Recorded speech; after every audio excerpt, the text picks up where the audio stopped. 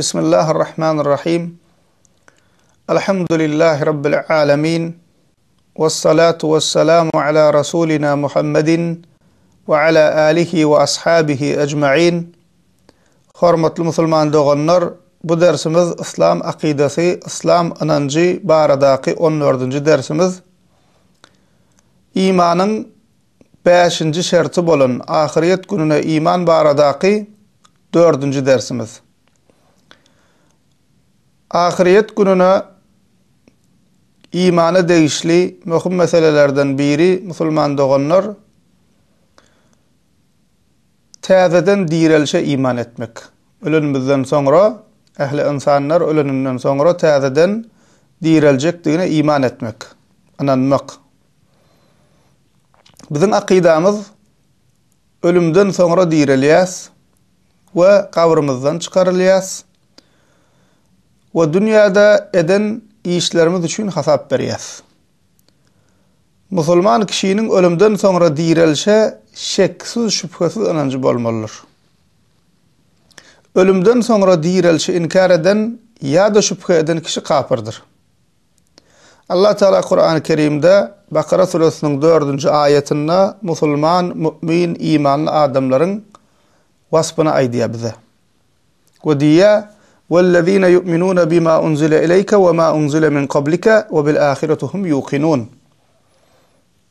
Ey Muhammed sallallahu aleyhi ve sellem, olar iman edenler sana ve senden önkü indirilenlere iman ederler. Yani Kur'an-ı Kerim'e ve Kur'an-ı Kerim'den önkü indirilen kitaplara iman ederler ve şeksiz şüphesiz ahirete inanırlar diye. وَبِالْآخِرَةِ هُمْ يُوقِنُونَ. Şeksiz şüphesiz ahirete inanırlar diye Müslüman imanlı adamlar. Emma kafirler, Müslüman doğanlar tarihte bolşiyaly, häzir kunna hem olaryň kafirleri täzeden dirilişe inanmaýarlar. Toprak bolup, kum bolup, çüýrek gidemizden soň dirilersmi diýerler. Ya da kafirler şüphe edýärler, gidip gelen barmy diýip näme şüphe edýärler. Allah Teala Kur'an-ı Kerim'de bize bunu haber veripdir. Tegabun suresinin 7. ayetinde ahirede ölümden sonra dirilişe inanmazlığın kafirlerin inancıdığını Allah Teala bize Kur'an-ı Kerim'de haber veriyor ve diye زَعَمَ الَّذ۪ينَ كَفَرُوا أَلَّنْ يُبْعَثُوا قُلْ بَلَا وَرَبِّ لَتُبْعَثُنَّ ثُمَّ لَتُنَبَّؤُنَّ بِمَا عَمِلْتُمْ وَذَٰلِكَ عَلَى اللّٰهِ يَسِيرٌ. Kafirler ölümden sonra dirilmez deyip pikir ettiler diye. Ayt beyle del. Rabbime kasam bolsun, siz dirildilersiniz, sonra size eden işleriniz haber verirler, bu Allah Teala üçün yeňildir diye. Yine de Allah Teala Naziyat suresinin 10. 11. ayetlerinde imansızların, kafirlerin şeýle diyenini bize haber veriyor. يَقُولُونَ اَاِنَّا لَمَرْدُودُونَ فِي الْحَافِرَةِ اِذَا كُنَّا عِظَامًا نَخِرَةً. Biz çüýräp sünk bolanymyzdan sonra bizi ilki halymyza gaýtarylyp täzeden dirildilersmi diýerler diye. Ene şular näme musulman doganlar? Kafirleriň inancı. Şonuň üçin hem ahiretde dirilmeklik inkar edýän ya da ahiretde insanlar ölenden sonra diriljekdigini, täzeden dirilişin barlygyna şüphe edýän kişiler kafirdir. Hatta özüne musulman hem diýse, bu meselede şüphesi bolsa, ol kişi näme kafirdir, iman eden däldir. Allah Teala Kur'an-ı Kerim'de Luqman suresinin 28. ayetinde diýär: "Ma halqukum ve la ba'thukum illa kenefsin wahide. İnnallaha semi'un basir." Allah Teala bize misal berýär we düşündirýär. Sizin ähliňiziň yaradylmaňyz, yani birce insanyň däl, ähli insanlaryň ähliňiziň yaradylmaňyz we ähliňiziň dirildilmeňiz Allah Teala üçin bir kişini yaradyp diriltmek ýalyr diýär. Näçe gelip geçen insan bar bolsa, ondan soň kıyamet günü geljek bolsa, milliardlarça insan Allah Teala üçin olar diriltmek, ähli insanlaryň hemmesini öldürüp ähli insanlaryň hemmesini diriltmek edil bir insany öldürüp dirilden ýalyr diýär. Allah Teala ähli zat eşidýändir we görýändir diýär. Yine de Allah Teala Kur'an-ı Kerim'de Haç suresinin 5. ayetinde diye ya eyyuhan nas in kuntum fi raybin minel ba'thi fe inna halaknakum min turab thumma min nutfeh thumma min alaqatin thumma min mudgatin muhallakatin ve gayre muhallakah linubeyyine lekum. Allah Teala bize misal veriyor. İman edenlere ve ölümden sonra dirilişin bardana şüphe edenlere misal veriyor. Ey insanlar! Ölümünüzden sonra dirilmekten şüphe ediyen bolsanız, biz sizi topraktan yarattık diye Allah Teala. Yani etten, sünkten ibaret bolan insanın öldürüp dirildilmeginden Müslüman doğanlar toprağın insana öwrülmekliği has gen. Ama hakikat ol has gen, has insanın aklına bir sığmayacak zat. Akıl bilen seretsen. Allah Teala diye biz sizi topraktan yarattık. Akıl bilen ölçösen şul boljak zat değil. Ya olmasa gözümüzle görüp duran zatlarımız var. Tokko ağaçlardan, guğru ağaçlardan dürlü meyveler çıkıyor. Bir töngü kışta guğruya ağaç içinden vakti geliyor, olin göğörüye yapraklar çıkıyor, meyve çıkıyor, alma çıkıyor, armut çıkıyor, nar çıkıyor. Akla sığıyan zat değil, akıl bilen seretsen şuna tokko töngüden, guğru ağaçtan dürlü tagamlı, renkli meyveler çıkıyor. Gen. Akıl bilen alıp görecek olsan şu da akla sığan ok. Ama Allah Teala şunu neyme yaradı ya. Ve Allah Teala hem bize misal veriyor. Biz sizi topraktan yarattık diye. Onu da düşünmesen Allah Teala diye.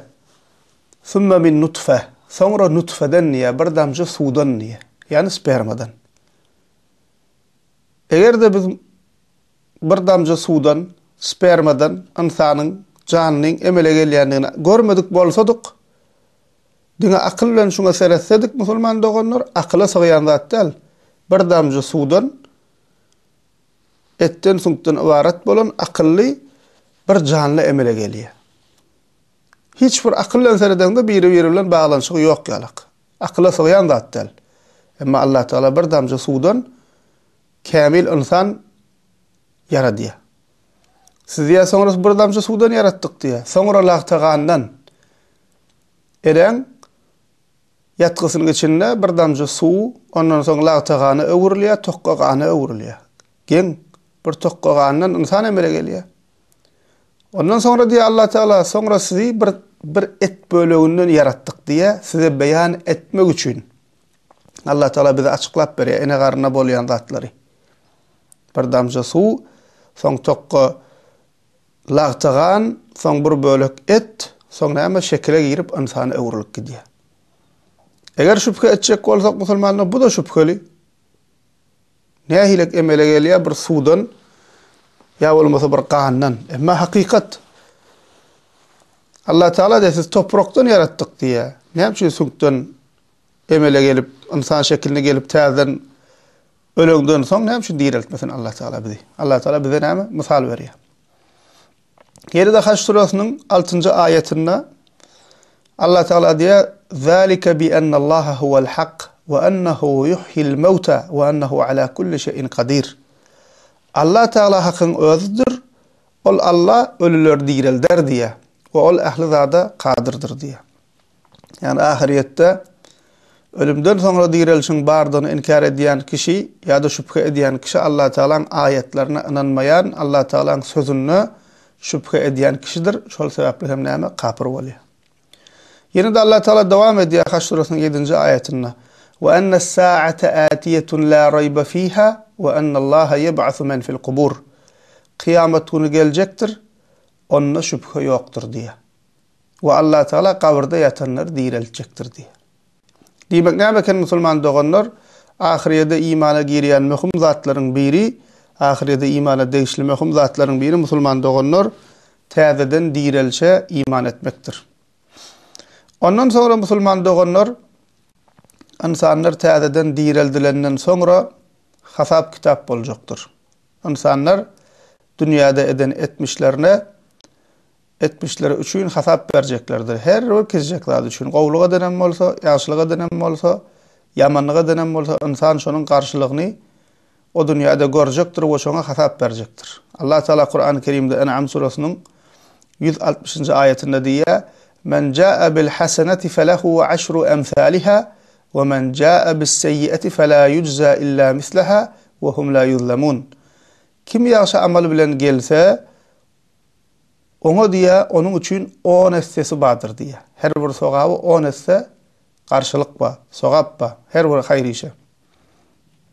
Emma kim erwet amal bilen gelse oňa diňe şol amala göre ceza beriler diye Allah Teala ve olara haksızlık edilmez. Bu da musulman doğanlar Rabbimizin Allah Teala'nın merhametinden bir ýagşylyk bir gowluk etsen ki yine ol gowluga ýagşylyga salih amala biz mätäç Allah Teala mätäçdäl. Allah Teala hiç zada mätäçdäl. Ve ol öz peýdamyza bolan ýagşy amal üçin ahiretde sogap berilýär we onasda sogap berilýär. Amma Rabbimizin merhametinden insan bir günah işeden bolsa, ýalňyş işeden bolsa, şoň jezasy näme bolsa, şonu çekýär. Yine de Allah Teala diýär İnşikak surasının 7. 12. ayetlerinde: "Fe men utiye kitabehu bi yeminihi fesawfa yuhasabu hisaben yasira ve yanqalibu ila ahlihi masrura." Kime kitabı sagyndan berilse, ahirette kime kitabı sagyndan berilse, onun hasaby yeňil boljakdyr ve yakinlarına begenip gaýdyp barar diye. Ve amma men utiye kitabehu wara'a zahri fesawfa yed'u subura ve yasla sa'ira. Emma kimin kitabı arkasından berilse, puşman bolup gıyğırar ve alawly oda girjektir diye. Yine de Allah Teala kafir ve müşriklerden haber berýär. Yasin surasının 65. ayetinde: "El-yevme nehtimu ala afwahihim ve tukellimuna eydihim ve teşhadu erculuhum bima kanu yeksibun." Olgun ol kafirler kafir zatları inkar edecek. Amma şonu Allah Teala näme diye ol kafir müşriklerin olgun olaryň agızlaryny möhürläp goýars. Eden işlerini elleri gurrun berer ve ayaklary bolsa şayat bolar diye. Korkunç ýagdaý musulman doganlar. Elbette imansyz adama gen gelýär bu zatlar. Näde elleri gurrun berer, ayaklary şayat bolar. Nähilek boljak zat diýip. Emma bizi gurulady oturan şu wagt bir bölejik sunksuz et dilimiz. Şu dil bolmasa gurulap bilenok. Emma näme şu dil bizi gurulady diye ses çykaryp gurulap durs. Eger şu bölejik bir et bölejik gurulap başarýan bolsa, şu sesi çykaryp bilýän bolsa, näme üçin el gurulamasyn, näme üçin ayak gurulamasyn? Allah Teala hem diye olgun olaryň agyzlaryny möhürläp goýar, eden işlerini elleri gurrun berer diye. O ayaklary hem olara şayat bolar, özlerine karşı diye. Tirmizi'de gelen hadisinde Peygamberimiz sallallahu aleyhi ve sellem diye: "Ennehu la yezalu qadama abdin yevmel kıyameti hatta yes'ala an umrihi fîmâ afnâh ve an ilmihi fîmâ fe'al ve an mâlihi min eyne iktesebehu ve fîmâ enfakahu ve an cismihi fîmâ eblah." Peygamberimiz sallallahu aleyhi ve sellem diye kıyamet günü insan oğlunun ömrünü nerede tüketdi, ilmine näme amel etdi, yani bilen zadyna näme amel etdi, malyny nerede kazanyp, nerede harjady we bedenini nerede ullandy, şu zatlar hasaba çekilmeden niye ayagyny hem gymyladyp bilmez diye. Demek näme musulman doganlar ölüp dirilenden soň insanlaryň öňünde hasap bekleýär, hasap garaşýar we bul hasap musulman doganlar her bir kişilik zada hasap bermeli. Ve yine de musulman doganlar mahşer meýdanyna boljak zatlardan biri Peygamber Muhammed sallallahu aleyhi ve sellem, Peygamberimiz Muhammed sallallahu aleyhi ve sellemin havzydyr. Gowrum ulu bolan havzydyr. Suw süýtden akdyr, tagamy ballan suýjudyr, eýsi misikden gowudur. Ol havzdan musulman doganlar Peygamber sallallahu aleyhi ve sellemin şeriatyndan, sünnetinden çykman, berk gören, Peygamberimizin sünnetini tutan ve dinine bidgat çıkarmadıklar işektir. Emma bidgatçılar, yani din adından dinine yok zatları çıkaran kişiler, bidgatçılar ol havuzdan içmekten mahrumdur. Yani bu havuzdan nesiplenip, bu havuzdan işek kişiler, Peygamberimiz Muhammed sallallahu aleyhi ve sellem sünnetine berk yapışıp dinine bidgat çıkarmayan musulmanlardır. Havuz var da Peygamber sallallahu aleyhi ve sellem Bukhari ve Müslim hadis kitaplarına Abdullah bin Amr'dan gelen hadisin diye havzi masiratu şehrin ma'uhu abyadu minel leben ve rihuhu atyab minel misk ve kizanuhu kenecumus sema men şeribe minha fela yazma'u abada. Havzumun gavrubu diye Peygamberimiz sallallahu aleyhi ve sellem bir aylık menzildir diye kaçı ulu havuz. Su sütten aktır, iyisi miskten qowdur. Onun başındaki kaselerin sanı niye asmannaki yıldızlardan kendir. Ondan bir gerek içen kişi hiç açan susamaz deyip aydiya. Yine de Bukhari ve Müslim'de Sahil bin Sa'd'dan gelen hadisinde Peygamber sallallahu aleyhi ve sellem diye bid'atçıların Peygamberimizin havzundan içmekten mahrumduklar barıdı.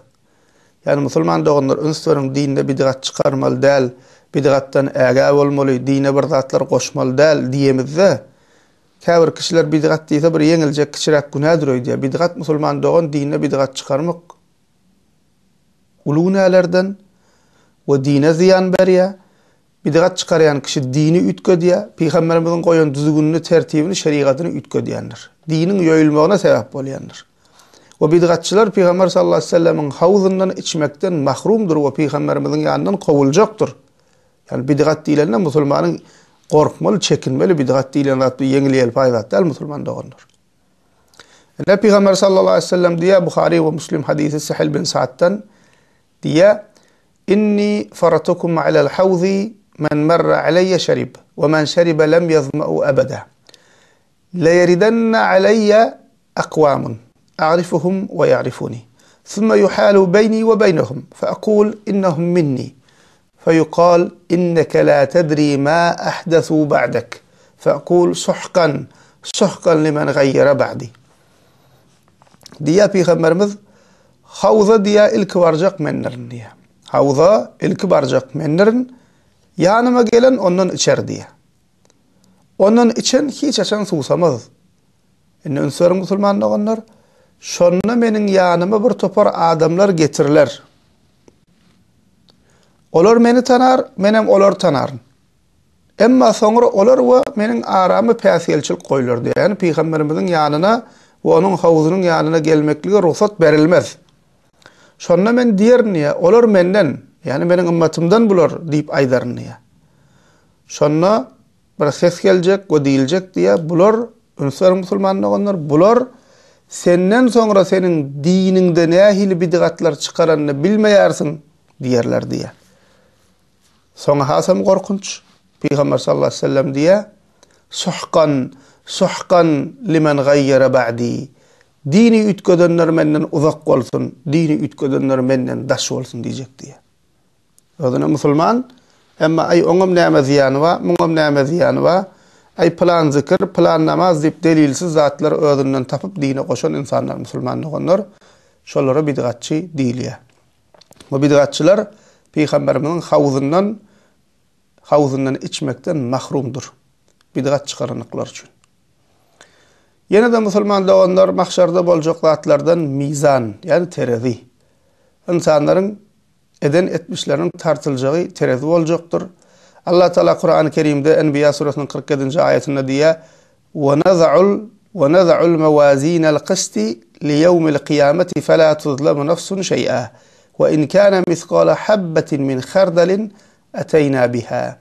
Biz kıyamet günü, Allah Teala diye biz kıyamet günü için adalet terezilerini koyuyoruz. Hiç kime hiçbir şekilde haksızlık edilmez. Kiçicek dänäniň agyrlygy ýaly edilen iş bolsa da onu getirirsi Allah Teala. Ol terezi näme? Tartyljakdygyny Rabbimiz habar berýär. Ýene de Allah Teala Qariya suresiniň 6-9 ayetlerinde diýär: "Fe emma men saqulat mawazinuhu fehuve fi 'işetin radiya ve emma men khaffat mawazinuhu fe ummuhu hawiya." Kimin terezisi agyr gelse ol bagtly ýaşaýyşdadyr. Emma kimin terezisi ýeňil gelse onun yeri hawiyedir, yani yakıp yanlayan ottur deyip Allah Teala bize Kur'an-ı Kerim'de haber berýär. İmam Ahmed'de, Ebu Davud'da, Ebu Darda radıyallahu anh'tan gelen hadisinde Peygamber sallallahu aleyhi ve sellem diye: "Ma min şeyin asqal fil mizani min husnul hulq." Kıyamet günü diye Peygamber sallallahu aleyhi ve sellem insanın terazisine güzel ahlaktan has ağırlık bolacak derler diye. Yani näme musulman dolar öz çekmelerimiz sahih hadislerde Peygamberimiz sallallahu aleyhi ve sellem bize terazin bolacakdygyny habar berýär. Ve ol terazide musulmanyň peýda berjek amallaryň biri güzel ahlak diýip Peygamberimiz sallallahu aleyhi ve sellem bize aýdýar. Buhari Müslim'de Ebu Hureyre radıyallahu anh'tan gelen hadisinde Peygamberimiz diye kelimetani hafifetani alel lisan thaqiletani fil mizan habibetani iler rahman subhanallahil azim subhanallahi ve bihamdih. Rahmanın gowy görýän aýtmagy yeňil bolan emma kıyamet gün terazide ağır boljak iki san söz vardır diye. Subhanallahil azim subhanallahi ve bihamdih diýip Peygamberimiz bu hadisinde hem terazin boljakdygyny we ol terazide Allah Taala'nın gowy görýän emma aýtmagy yeňil bolan we terazide ağır boljak şu iki san sözüň terazide ağır boljakdygyny Peygamber sallallahu aleyhi ve sellem bize haber berýär. Ýene musulman doganlar ahiriyette boljak zatlardan Sırat köprüsü. Sırat köprüsüdür. Buhari Müslim'de Ebu Hureyre radıyallahu anh'tan gelen hadisinde Peygamberimiz sallallahu aleyhi ve sellem diye فَيُضْرَبُ الصِّرَاطِ بَيْنَ ظَهْرَانَيْ جَهَنَّمْ فَأَكُونُ أَوَّلَ مَنْ يَجُوزُ مِنَ الرُّسُلِ بِأُمَّتِهِ وَلَا يَتَكَلَّمْ يَوْمَئِذٍ أَحَدٌ إِلَّا الرُّسُلُ وَكَلَامُ الرُّسُلِ يَوْمَئِذٍ اللّٰهُمَّ سَلِّمْ سَلِّمْ. Cehennemin üstünden sırat köprüsü çekilir diye. Yani sırat köprüsü diyen musulman doğanlar cehennemin üstünden çekiliyor. Üstünden çekiliyor. Peygamberimiz diye cehennemin üstünden sırat köprüsü çekiler. Peygamberlerin içinde ümmeti bilen ondan ilkinci geçecek men boların. Ol gün peygamberlerden başka hiç kim gurlap bilmez diye. Yani sırat köprüsünden geçilenine. Ve peygamberler hem ol gün näme diyer diye ya Allah salamet ber özün goru deyip näme şey deyip dile geder diye. Sahih Müslim'de sahaba Ebu Said el-Hudri radıyallahu anh şeyle diye belagani ennel cisra adakku mineşşa'rati ve ahaddu mineş-seyfi. Sahaba diye Ebu Said el-Hudri radıyallahu anh Sırat köprüsünün qıllan ince qılıçtan yitiligi maňa haber berildi diye. Yine de sahih hadislerde gelýär musulman doganlar insana yapışýan dikenlerinin boljakdygyny haber berilýär. Ve her kim dünyada eden amalyna göre sırattan geçekligi ve kimilerinin yıllarım ýaly, kimilerinin yel ýaly, başgalarının yıkılıp suruşup kösenip geçekligi haber berilýär ve kafirlerinin geçip bilmän näme cehenneme gaçjakdygy haber berilýär. Ve ahirede de işte musulman doganlardan möhüm zatlaryň biri, bilmeli zatlarymyzyň biri cennet ve cehennemdir. Cennet Allah Taala'nın iman eden muvahhid kullarına, bendelerine taýinlen nimet yurdudur. Cehennem bolsa kafirler üçin taýinlenen azap we ceza yurdudur. Cennet we cehennem bakydyr musulman doganlar. Allah Taala Kur'an-ı Kerim'de Bakara suresinin 25. ayetinde diye ve beşşirillezine amenu ve amilussalihati enne lehum cennetin tecri min tahtiha'l enhar. İman edip dünyada iman edip ve salih amel edenlere diye aşağıdan çeşmeler akıp duran cennetlerin barlygyny buşla diye Allah Taala peygamberimize. Ve Ali İmran suresinin 131. ayetinde Allah Taala diye ittakun narallati uiddat lil kafirin. Kafirlere taýinlenen dogzak odundan äge bolun diye. Allah Taala Kur'an-ı Kerim'de Beyyine suresinin 7. 8. ayetlerine diye innellezine amenu ve amilussalihati ulaika hum hayrul bariyya cezaohum inde rabbihim cennatu adnin tecri min tahtiha'l enhar anharu halidin fiha abada. İman edip ve salih amel edenler olar yaradılanların en hayırlısıdır diye. Oların silahları Rablarının katına aşağından çeşmeler akyan adın cennetleridir. Önsörün olar ol yerde ebedi kalarlar diye. Cennete girenem ebedi, cehenneme girenem musulman doğunlar ebedidir. Cennet cehennem ebedidir. Ve Allah Teala Kur'an-ı Kerim'de bize näme şunu haber veriyor. Ve cennetteki en ulu nimet var musulman doğunlar. Her bir musulman şunu bilmeli. Bir musulmana cennetteki en ulu nimet näme? Cennetteki en ulu nimet musulman doğunlar Allah Teala'nın didarını, Rabbimizin cemalini görmektir. Allah Teala hemmemize messer etsin. Allah Teala Kur'an-ı Kerim'de Kıyamet suresinin 22. 23. ayetlerine diye "Vucuhu yevme izin nazira ila rabbiha nazira kafir yüzler olgun parlar ve Rabbuna bakarlar diye. Buhari'de gelen Cerir bin Abdullah hadisinde Peygamberimiz sallallahu aleyhi ve sellem diye sahabe diye خرج علينا رسول الله صلى الله عليه وسلم ليلة البدر فقال إنكم سترون ربكم يوم القيامة كما ترون هذا. Bir aylık gecede diye Cerir bin Abdullah Peygamber sallallahu aleyhi ve sellem bizim yanımıza geldi ve şöyle dedi diye. Şu aylık gecede ayı görüşünüz yali siz kıyamet günü Rabbiniz görürsünüz diye. Ama Müslüman doğanlar kafirler Allah Teala'nı görmekten ahirette mahrumdur. Çünkü onlar dünyada iman etmediler. İman etmedikler için ahirette hem Allah Teala'nı görmekten mahrum olacaktırlar. Kur'an-ı Kerim'de Mutaffifun suresinin 15. ayetinde Allah Teala diye Kella innahum ar-rabbihim yawma idhin la mahjubun. Olar kafirler olgun Rablarını görmekten mahrumdur diye. Ve Allah Teala Kur'an-ı Kerim'de Ahzab suresinin 64. 65. ayetlerine diye İnnallaha la'anal kafirin ve adda lehum sa'ira halidin fiha abada la yecidun veliyyen ve la nasira. Allah Teala kafirlere lanet etti ve onlara cehennem odunu tayinledi. Olar ol yerde ebedi kalarlar. Ne dedik? Cennete girenem ebedi kalya, cehenneme girenem ebedi kalya. Kafirler. Olar ol yerde ebedi kalarlar ve olara ol yerde qorakçı ve kömekçi yoktur deyip Allah Teala aydiya.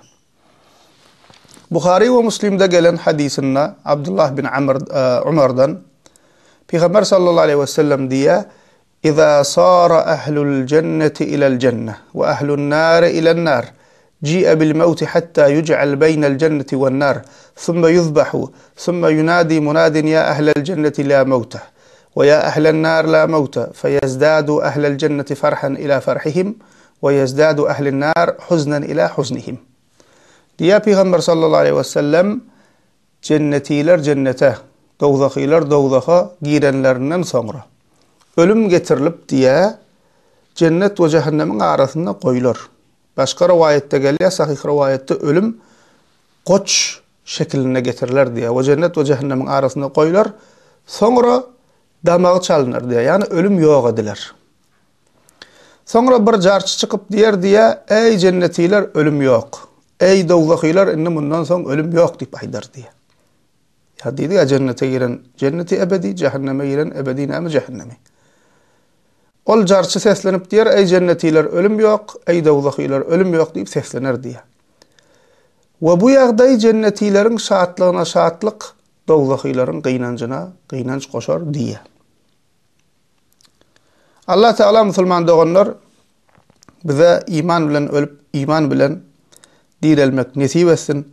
Allah Teala bize hasawy ýeňil bolup terazide salih amallar köp bolan bendelerinden bolmak mesir etsin.